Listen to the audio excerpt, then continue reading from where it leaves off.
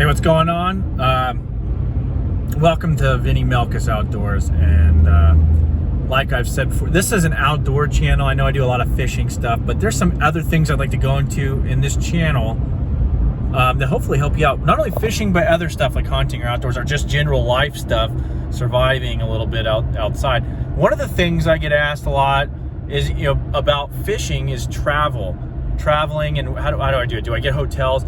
Well, for most of us who are on a budget, the hotel thing is kind of untenable, and it costs a lot unless you're one of these guys that are wealthy or have somewhat wealth. But if you're just trying to grit your teeth out on the tournament trail and trying to make it, or you're whatever the case may be, you could be going hunting or whatever, and you just don't want to pay an extra $100 a night to stop. So instead of being unsafe and going whatever a 20-hour drive, a lot of times I just pull over and sleep. Now, a lot of times of the year where we're having these tournaments, or you're going hunting in some of these places, it gets super cold or super it doesn't sound appealing to sleep in your vehicle. And if you ever had to live in your vehicle, which I have in the past, it really sucks sleeping in the cold. But there are ways and things you can do. There are ways to mitigate that. There are things you can do to make it a little more tenable, a little more pleasing, I guess, so you can actually get a good night's rest and make things as easy to deal with as possible, considering you're either sleeping at night in your truck or living in your truck. So I'm going to kind of go over some of that stuff, show you what I do. Because when I'm traveling, let's say I'm going from Montana to Las Vegas, or from Missouri, where I'm at right now, to Florida.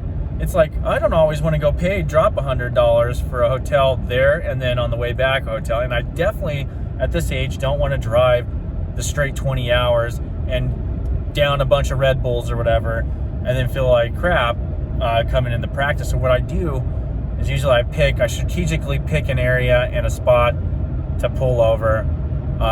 It's a lot easier if you don't have a boat, but if you have a boat, you can, it's just one of those things you have to take in consideration of where you're pulling over, because you have, there's a number of risks, and there, not only from people messing with you, or trying to steal stuff, or, government, entities or private entities messing with you on a legal perspective with trespassing. So you need to know some of these things in order to be able to use that. And there is some good things to have, like gym memberships or whatnot, so that you can go and take showers and shave or whatever you like to do to make you feel a little more sprightly. All right, well, the first thing I like to go over, because I plan my routes when I'm traveling, is risk factors. I'm not talking about breaking down. That's part of it. That's what you do when just travel. I'm talking about where I'm going to sleep, right?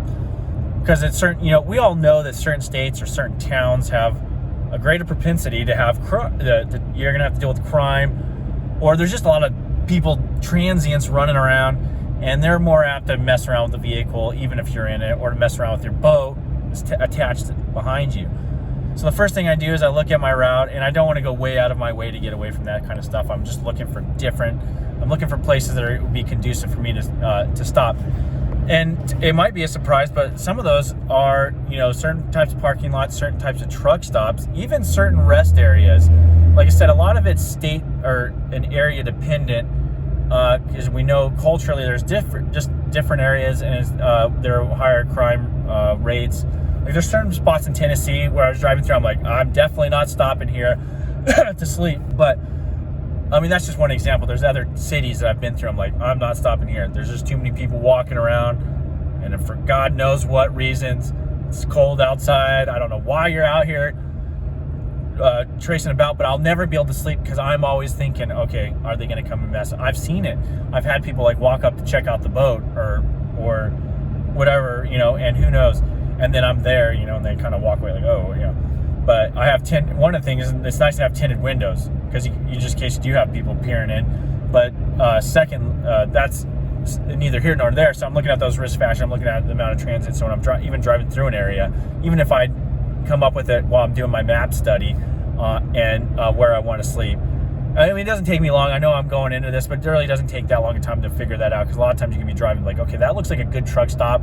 It's got, I can park over here and be able to get, you know, at least 4 or 5 hours, or maybe even a full night's sleep in some of these areas, because sometimes like you pass out, man. And if you get it just right, and I'm going to show you how to really bed yourself so you're not getting those cold drafts.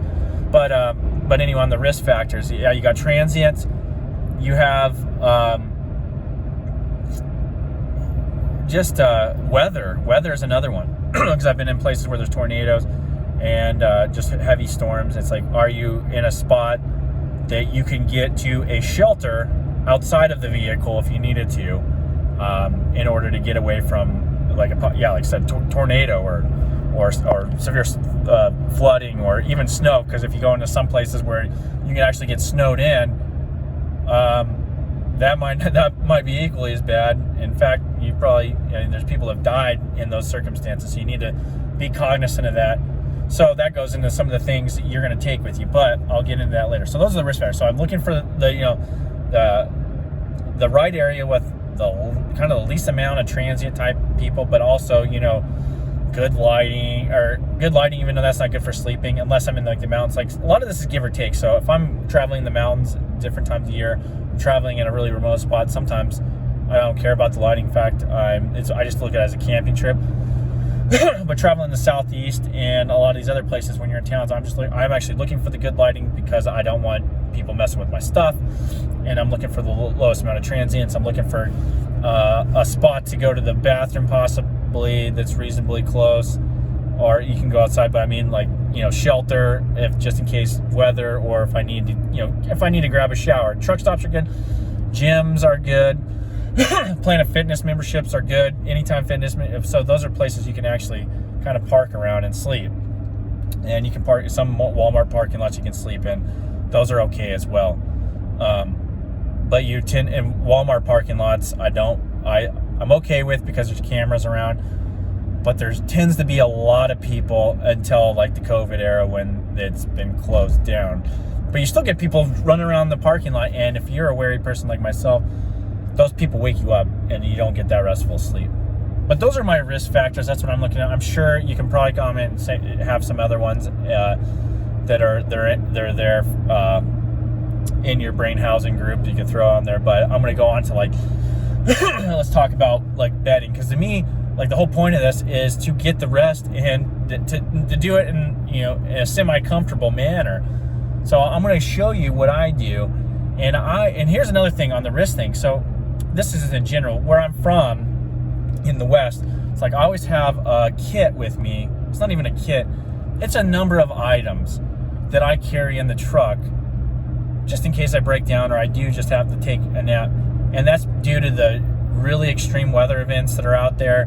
Not necessarily tornadoes, but just blizzards, wind, dust storms, flash flooding, all different. And the point that you won't always be, sometimes not even within 50, 100 miles of civilization. So there's certain things that I bring here and that I always have in the truck, and you utilize those to make it a little bit more comfortable in here. But anyway, I'm going to get to that.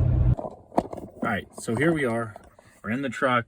Hypothetically, actually, I'm not in a spot where I would be camping. I'm just where I live. But this is a good example. Like, we're getting to dusk. I'll be at a spot that I am ready to go to sleep at. And this actually area where I'm at is actually not a bad place to look into if you're in a small town. It's like a little cul-de-sac that has some woods in the back. And there's not going to be a lot of people running around here. But we already went over the risk factor, so I don't need to go into that. So the primary thing here is I'm going to show you what I do in order to keep warm. And I mean, I've slept in some stuff that's like, we're talking negative 20 something, and then you got a wind chill factor too. And then this will keep you out of the wind, your vehicle, but you still get a little bit of that, that cold. It seems to come in here and get you. So here's what I do. So conventional wisdom is you lay a sleeping bag out and you go ahead and get in that thing, and you can, if you have one of those.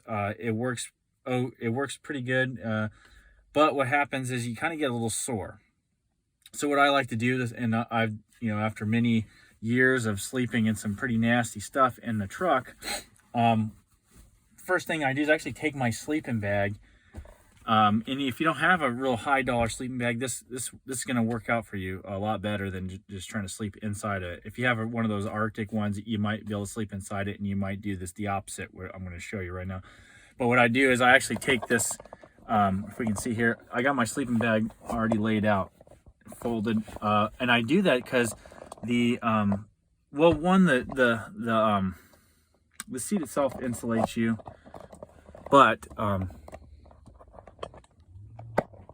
so we got our we got our sleeping bag rolled, laid out, flat, and the reason being is, one, yeah, your seat's kind of an insulating deal, but you want that extra insulation and you want that comfort. Or if you have like a pad, I guess you can put down there, but most of us aren't carrying that around. It's just easier to carry a sleeping bag. But that sleeping bag kind of gives you a little padding so you don't wake up, you know, with this real sore back or anything. And you want to push all your seatbelt receivers down in there, or your female ends of your seatbelt, so that's not jabbing you in the back either. You can do this on the front seat if you don't have a back seat like this in my truck. Then, okay, you can either pile stuff down here, which I don't have anything, but I like to pile some of my stuff like right here where my legs, it'll hold my legs up.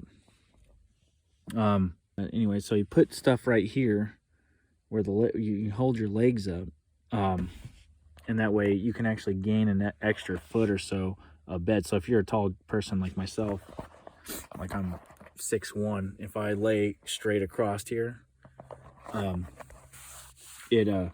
my legs can, you know, they kind of get a little hemmed up. I mean, it's a long truck, but sometimes it gets a little uncomfortable. So if I kind of catty corner myself and I have some stuff piled up there, I can extend my legs a little bit. But if it's too cold, you don't do that, because you end up getting a little bit of that air underneath you there, because usually, unless you got something real solid to stack there. Anyway, I don't want to stick on that. I don't want to stick on that too much. Anyway, so we go and we have our blanket. So what I do is I got a double layered blanket, and that's what this white thing is. And I don't recommend white, but I just happen to have this thing, and it's actually a super thick, like I said, double layered blanket. And you actually lay that out, and you wrap yourself in that thing. Like, you literally put it down, wrap it around, and then lay back down. And you want to wrap it around your body on one side, lay it on there, and then wrap it around the other, and then kind of get it underneath your back. And you can pull that over your head. You can do whatever you need to do. And then on your feet, you want to wrap that around your feet, and you want to keep your socks on. And that tends to work out pretty good. You also want to double up your pillows here. Reason being is you get one pillow, it kind of sinks down in between your seat and the door. If you get two real solid pillows and you pile them up, that will give you a little more stability, and you won't, like I said, you won't feel as bad. This is trying to make it as comfortable as possible sleeping in your truck, which we're just pretty much mitigating, you know, that on how uncomfortable it can be.